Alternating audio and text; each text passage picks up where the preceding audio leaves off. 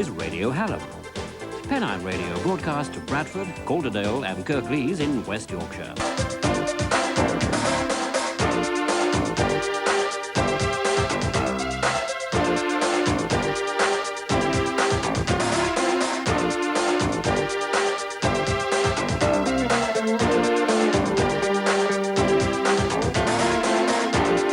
When two football teams from the same town or the same part of a large city play against each other, a unique atmosphere is created.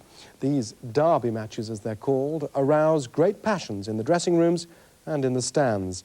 There's an indefinable quality that makes derbies a fitting topic for the two stars of our show, since most people would agree that George Best and Rodney Marsh themselves brought a special indefinable quality to the football field. But before we get to the action, George, Manchester derbies, do you remember them very much? Yeah, I mean, it was really the two games in the season were a little bit more special, I suppose, in those days, because I remember that both sides always had a few local lads in them. So there was a little bit more, I wouldn't say competitive, but it meant a little bit more, I suppose, because... I don't know about George, but when I came to Manchester, I thought that the Manchester City United derbies meant so much more than the London derbies that I was involved in, and probably, I don't know about Everton, Liverpool, but it was almost like you had to win that game, and I think that's what the players felt, don't you? Yeah, I mean, it was as if the rest of the games didn't really matter in the season, because your life was misery for the whole of the next week, you know, even going out at night and trying to enjoy it. It was, because the city really was obviously split 50-50. You had a problem with that, didn't you, enjoying yourself? There were some characters, I remember some City characters, who actually took it more than just seriously, didn't they, over the years? Yeah, that's what I mean. I think that the game itself was probably larger than anything else, because in my 4 years at City, we played 9 games against United and lost only 1. And it meant so much for Manchester City Football Club at that time, because we were always like second best to United, and of course still are today. Let's get on to the game, which is actually before your time, obviously just before you came to City, when you weren't about to win all those games. We're talking about 1971. I mean, George, this was an era when United were just finishing their great days, but City had begun to have great days as well, hadn't they? Yeah, I think when you look at the team, Manchester United, really, a lot of great players were just getting to the time where, you know, they were coming towards the end of their career, and a lot of new names and faces coming in. And Gowling, Steve James... Yeah, but City had great players too. I mean, if you look at those two forward lines there, look at the 7 to 11 on both teams. I mean, you've got, literally, apart from Ian Miller, you've got 10 international players. Yeah. Now, that's the quality of the play at that time, George, yeah? City had a tremendous side there. I mean, that really was, looking at the teams, you know. I mean, to be quite honest, if you go through them man for man, you know, they really, City might have had the slight edge, really. Yeah, apart from Mike Doyle. Sam McElroy, a boy from Belfast, only 3 months past his 17th birthday, and getting his chance today because Dennis Law is unfit. Of course, we have a packed Main Road for this 85th derby game in a series that began 77 years ago this week with a 4-all draw. Somerby's throw, Lee chasing hard and going over that tackle from James brilliantly. And a great cross! Stepney is injured. He made a brave dive, and so did Wyn Davis. But the credit there was all for Francis Lee. Stepney is now all right.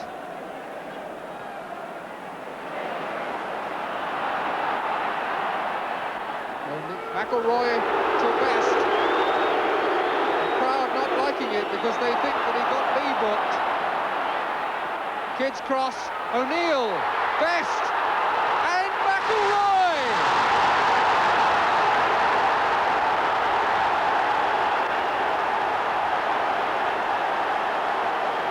What a day for the young Irishman!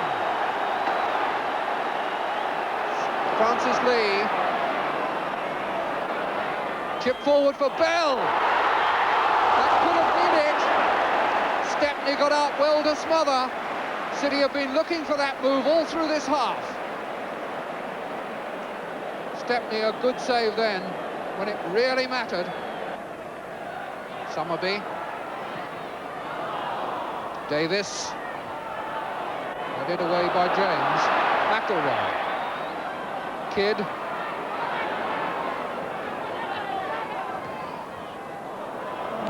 McElroy couldn't change direction in time. Dowling to Bobby Charlton, Best free on the left. Here he is, put in by a good pass from Charlton. McElroy steps over it and Kidd scores, no trouble.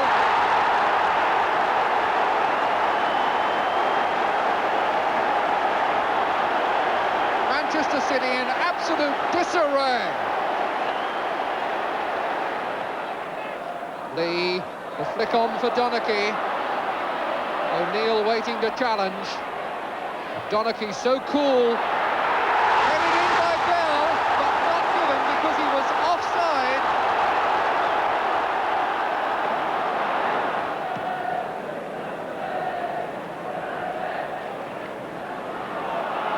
Doyle, Somerby. Book. Francis Lee pushing it on for Miller. Lee held back.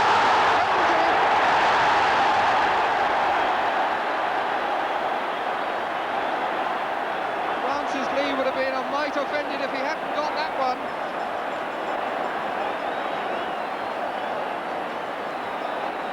A chance for Francis Lee to score his 7th penalty of the season and bring his total to 14 goals and to put Manchester City back into the game.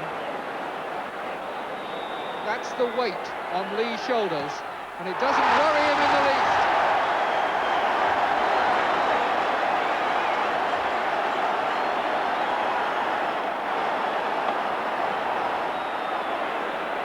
Aston, King.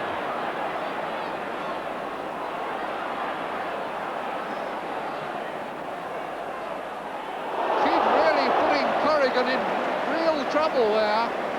He had nobody to play the ball to, so tried a speculative one from way out on the line, and Corrigan had to do all he knew to get it over. Bobby Charlton is going to take the corner. Morgan staying with him if he wants to play it short, but I think he's going to take a long one.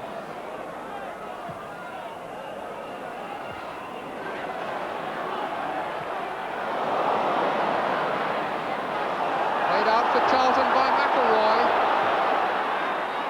Plenty of men there, and it was Dowling who put it over. But as far as the City defence was concerned, he might just as well have put it in.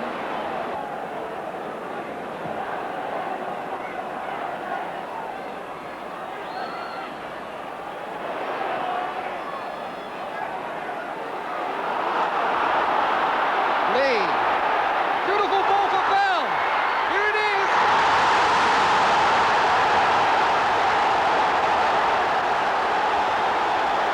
Game of football this is turning out to be. Aston, King.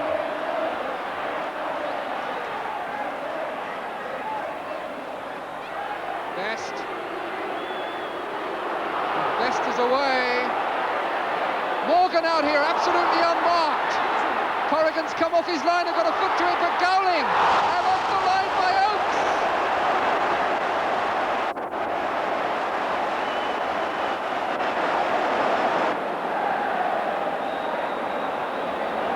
Bobby Charlton with the corner. Corrigan's fist. Aston! And it's gone in off someone!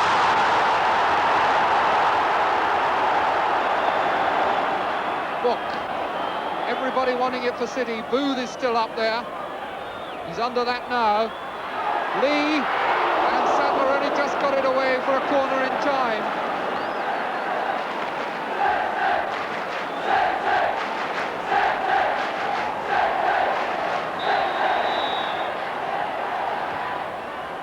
Somerby's corner caught by Stepney on the line as Lee comes hurtling in. There was really no way in which that could have been a fair challenge. A rueful grin from Stepney, some sorting out by Mr. Tinkler.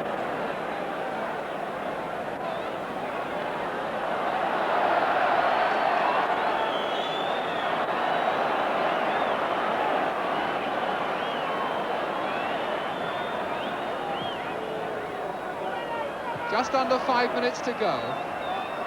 City now must find some reserves of energy from somewhere. Summerby. Good shot!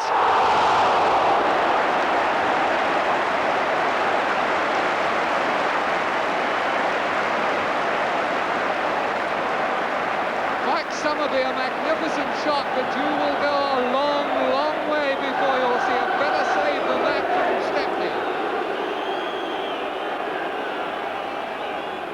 Stepney there outside his far post, having really produced the save of the match and one of the saves of the season. And he's there again and lost it. Summerby!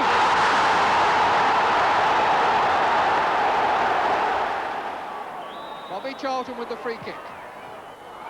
And here's a chance, out comes Corrigan. Might have been one there. Lee getting it through to Miller. And Miller opening the angle for Bell!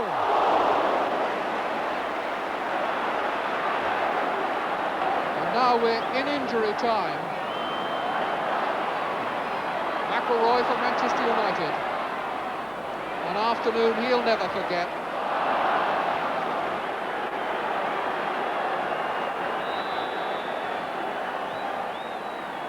Whose heads first? Nobody above Corrigan's. Bell. George Best.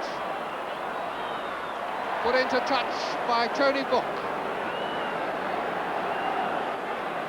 Mr. Tinkler taking a sign from his linesman. There won't be long now. Throw in to be taken again. It was a foul throw.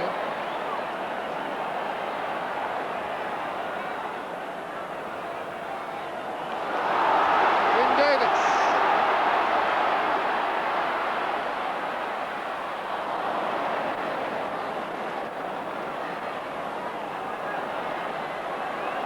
Dowling.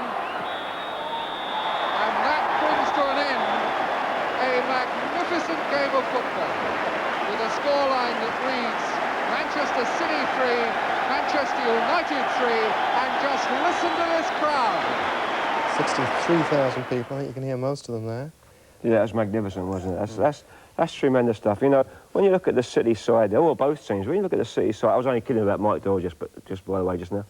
I wasn't, but that's fine. Go on. When you look at the City team, it's a magnificent side. When you see Franny Lee, Mike Summerby and Colin Bell playing like that, I mean, that's tremendous. And on the other side, you've got Bestie and Bobby Charlton and players like Dennis McElroy coming on as a young kid, they're playing wonderful, Sammy. But you had probably 8 or 9 players on the field that could beat players and take shots on goal, and you know, great saves and great. That's brilliant entertainment, isn't it? Yeah, the thing was as well. I mean, it was as fierce and as competitive as any derby, and yet you know there was no niggly little things in it. There was very little animosity, and you saw at the end of it, you know, players walking off with their arms around each other, and you saw when Franny Lee went into the goalkeeper, went into Alex Stepney and whacked him. They both got up, and it was almost like there's no animosity. It was like, let's get on and play. Normally there'd be half a dozen players round each other at that point, wouldn't there? Today there would be, yeah. It's, I don't know. I don't know whether it was mutual respect or whatever. You know, but as Rodney said, both sides had some great players, and I think that you know, even though it was an important game for both teams, that you know, there was mutual respect. You know, great. What do you think about the money's worth, though? In all seriousness, don't the fans in that era, they really got their money's worth, didn't they? At the end of the game, I mean. Well, you look at something like that. There was no time to be fighting each other on the terraces. You know, they were too busy watching the game. If you looked away from the game for 2 minutes, you might miss a goal or something. You know, something brilliant. Yeah. I was always under the impression that Franny Lee used to fall a very long way into penalty areas, but that was because I was from the other side of town. Do I take it that we'll give him that penalty was a fair penalty? Well, I tell you, yes. if you take the penalty kick that Franny took there, took the dive, if you like, you also got to take George holding off the defender when they scored their first goal. I mean, backed 6 foot into someone. I didn't notice that. Let's move down then to a London derby. I mean, you said before in Manchester it was something more special. The London derbies not have some of that atmosphere, right? Yeah, they have the atmosphere, but I don't think, in my experience, I think the Manchester City-Manchester United rivalry was something that transcended all of that, because I think that the City is so divided about one team or the other, and it's almost like a mutual respect situation. You know, we say we hate each other and all that, but it was almost like mutual respect, whereas in London, you've probably got 6 or 7 or 8 teams in the first division. You know, you've got West Ham, Spurs, Arsenal, Chelsea. So there isn't really one, other than Arsenal, Spurs, I guess, George. Yeah, there isn't really one yeah. rivalry, is there? No. That's it. I mean, there's definitely between just having the 2 teams and, as Rod says, having half a dozen. So I've felt the same, even going to watch London derbies. To me, it doesn't actually feel that bitter or that fierce rivalry that we had. But at least we'll give London a chance. We'll look at one of their derbies from '76, Arsenal v West Ham. What do you think of those teams, gentlemen? Well, the Arsenal, I mean, you look at the forward line there. I mean, a tremendous forward line. A very young Brady, very young starting Brady. Brian Kidd, this is a Brian Kidd show, isn't it? I'm sorry about that, George, it is. And West Ham, Brooking. Well, the one missing there is Bobby Moore didn't play. So Arsenal look a good side then. Not a bad all-round thing. This is Highbury, 1976. It's in the league, and it's Arsenal against West Ham. Lampard telling Taylor to go upfield as this free kick comes in and finds John Radford out on the side for so long, but back to good effect now. Oh, Armstrong in the echo, ball with a shot, back to goal! Exactly 2 minutes gone. Alan Ball was scored.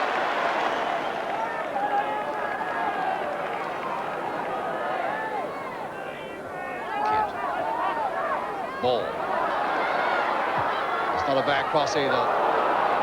Rice right in there. Brady right in there. Kidd might get a shot. And Brooking denied him everything, and a penalty. Penalty given. So Mervyn Day again faces Alan Ball from about the sort of range from which Ball scored after 2 minutes. But now it's a simple matter of Ball against Day. And he's saved it. Armstrong back again, and Ball couldn't quite turn it in, and a free kick this time given to West Ham. Taylor. Tremendous acceleration, now finding Brooking.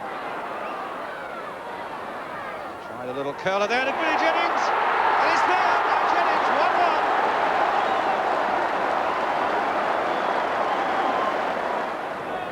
1-1. Free kick to Arsenal. Brady with it. Long one there. Mancini had come up for it. Now Kidd. And another penalty. Ball versus Day, part 2.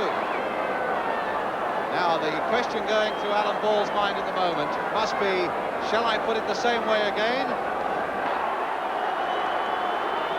Is it going to be 1-1 or is it going to be 2-1 to Arsenal? It's 2-1 to Arsenal. He sent it the other way. Now Billy Bonds for West Ham.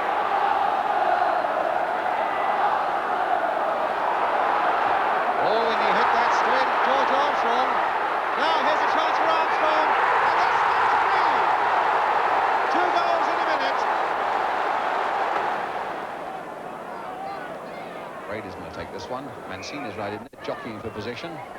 Curled in there to Radford. Hit the crossbar. And Kidd. Has he given it? Yes. He's given the goal. Brian Kidd has scored number 4 for Arsenal, right on the stroke of half-time. It's with Ball. Armstrong again. Kidd. And that's another one.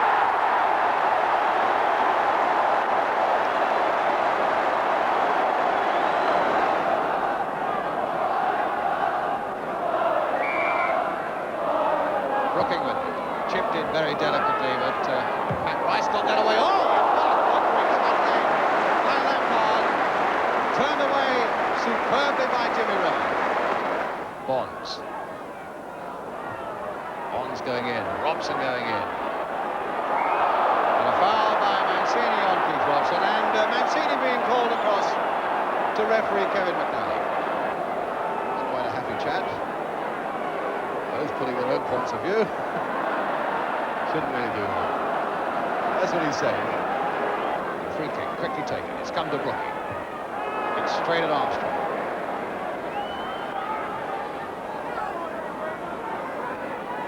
Lampard. Jennings. Again by Mancini.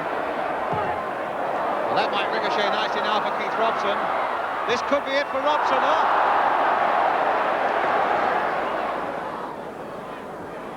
Stapleton. Ball. Brady. Fowling. Straight at Jennings. Taylor. Ball in first again.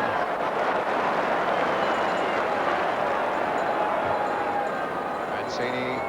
Bradford turning it on towards Keane. Now there's Keane. Oh! That's one. Oh, that's twice he's been so close to that hat-trick.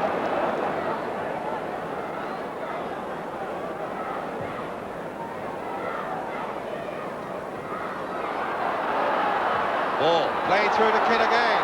Now, will it be the hat-trick this time? It is! Great sorrow for Birmingham and West Ham. 6 foot past them, 3 of them by the number 10 Brian Kidd. The Brian Kidd Show, but I think Mr. Mancini's haircut was making a major appearance there. Yeah, Terry. Yeah, I played with Terry actually over in Los Angeles. Great character. But again, you saw in that, even though it's a derby game and very competitive, you know, they're laughing and joking, and it was fun. And, you know, the game's lost a little bit of that, I think. So something I noticed, George, I thought that, and we've seen a couple of games now, I thought the marking in that game wasn't particularly good, was it? In all honesty. I mean, we're judging players today and judging the players of the 70s and that. I think that loose marking like that is a thing of yesterday. I don't think today players mark as badly as that. Loose marking's but good for the entertainment value. Oh, yeah, sure. I mean, and you've got players that can put, nice balls through, and, like you saw the last goal that Brian Kidd scored, and when he hit the crossbar there, he's completely unmarked within 12 yards of goal. I don't think you get that in today's football, quite honestly. Well, not as much. Well, you definitely don't get that sort of space, no. Whether that was just a one-off or not, I don't know, but you certainly don't get that much space in derby games these days. You talk about the amusement and the fun there. I heard some story about a derby game. You and Summerby, when you had an IRA threat, was that... That was the night before. Yeah, no, we just... See, there again, Mike and I were friends, I mean, and we actually, before the games, we actually used to plan little things, you know, for a bit of fun, you know, ease the tension a little bit. And the one particular game, yeah, I'd had some nutcase, some lunatic had written threatening they were going to shoot me during the game, so Mike, but the only game he never came near me for 90 minutes, I think. But yeah, you know, and I never stopped running for 90 minutes. But it was... lovely character. Yeah, nice. I mean, when you remember Mike Summerby, what a lovely character. But that was nice. That's the game. There was so many of them in every team, you know. And the same, you know, little Bally, what a character he was when he played. You know, I remember, like, dull games even, if it was a dull game in those days, which was very rare, little things he did. I remember Bally wiping his nose on a corner flag, and it eased, you know, and actually, I don't think that couldn't have been Bally. He never scored 2 goals in his life in a game. He had 9 chances. Somebody else had. But isn't it amazing that when I mean, it's a nostalgia programme when we're looking back in the 70s, but isn't it amazing when you look at the number of players, in all honesty, that try to entertain? I mean, in the games that we've seen, you've probably got 5 or 6 players on each team all the time. Yeah. They're trying to do things to entertain the fans, and I think that's a little bit rare, a bit special. All right. I'd like to say thank you to you both for this particular half hour, which isn't about football in as much as it's about entertainment. Thank you both very much. Please join us again for more football and more, as we say, entertainment.